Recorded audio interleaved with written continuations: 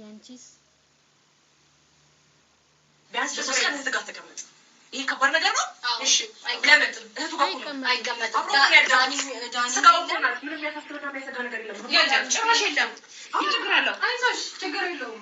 እሱ ችግር የለውም። ነገሮችን እንደዚህ እየሸፋፈነችበት ነው። ስለዚህ አንተ በራስህ መወሰን የምትችል ከሆነና የምትወዳት ነገር አታስጨንቁ።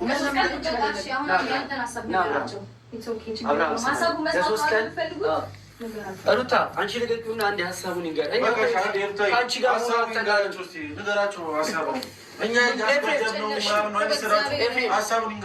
ስማኝ፣ አንድ ነገር ልንገርህ። እኛ ከሩታ ጋር በመሆኑ አለም ችግራችን። ችግሩ ከሩታ ጋር ነው። ግን አንዴ ወደ ቀልቡ መለስ፣ ወደ ማንነቱ ተመልሷል። ምንም ማለት ነው።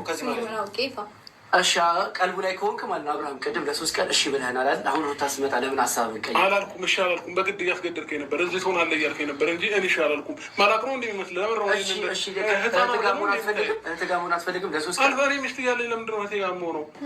ለሶስት ቀን እረፍት እንድታደርግ ነው ካለህበት ነገር ላይ ነጻ ተፈለኩኝ አልኩ። ከሚስቴና ከልጄ ጋር ደስ የሚል ህይወት እየኖርኩኝ ነው። አለቀ በቃ። ለምንድን ነው ማትፈቱ?